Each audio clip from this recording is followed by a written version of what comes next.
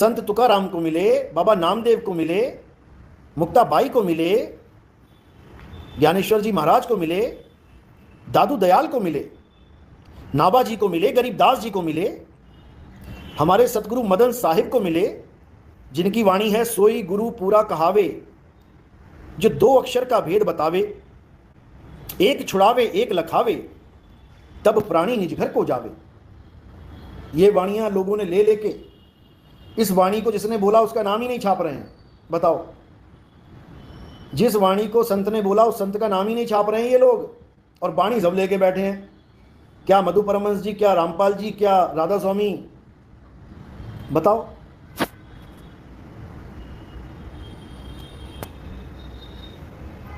अगर इतना ही सच का प्रचार करना चाहते हो तो सच लिखना तो सीख लो।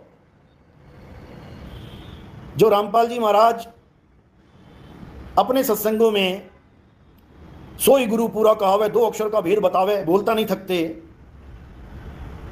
वो अपने ग्रंथों में नाम नहीं लिख सकते इस वाणी को बोलने वाले संत की। बताओ, क्या तुम सत्य का प्रचार कर रहे हो? मदन साहिब का नाम पता भी है इन दोनों भाइयों को, लेकिन फिर भी नहीं लिखते। हमारा जो सत्संग नंबर 14 है उसमें इनके साथ वार्तालाप है, खुद अपने मुंह से बोल रहा है रामपाल जी का सगा भाई, ये तो मदन साहिब की वाणी है। अरे मदन साहिब की वाणी है तो छाप देना भाई, छाप क्यों नहीं रहा है? लिख दे मदन साहिब है। बल्कि इतने दुष्ट लोग हैं कि मदन साहिब को काल का दूत बना के यूट्यूब पे डाल रखा है इन लोगों ने। उसी संत की वाणी उठा उठा के प्रमाणित कर रहे हैं कि पूरा गुरु वो होता है जो 2 अक्षर का भेद बताता है। बता, उसी संत की वाणी लिख के उसी को कह रहे हैं काल का दूत है। तुम क्या हो, हंस मुनि? इतना बुरा हाल है इन लोगों का। और अब तो बहुत अच्छी बात है, रामपाल जी महाराज बाहर आ गए हैं, क्योंकि मैं तो 2010 से इनको फोन कर करके थक गया।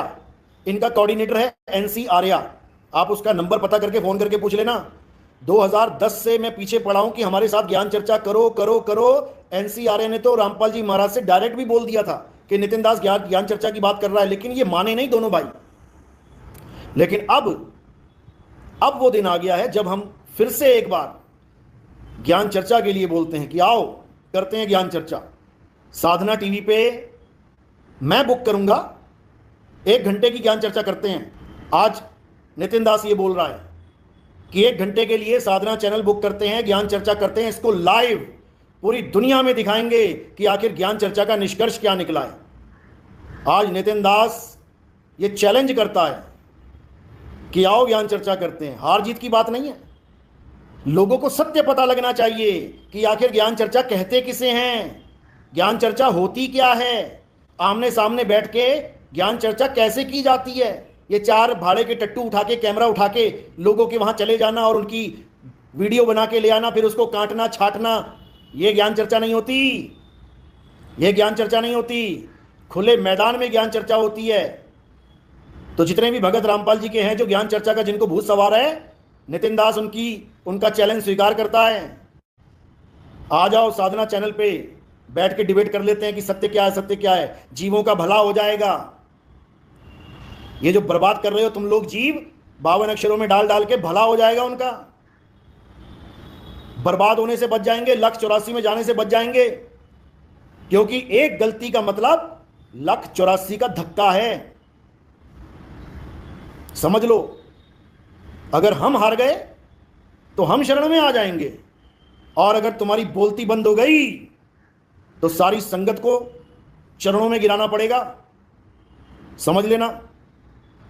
तो ये वीडियो कट करके डाल देना इनके YouTube चैनलों पे क्योंकि अब वो बाहर आने वाला है। अब बाहर आने वाला है, अब होगा खुला चैलेंज ज्ञान चर्चा का। सतनाम साहिब बंदगी।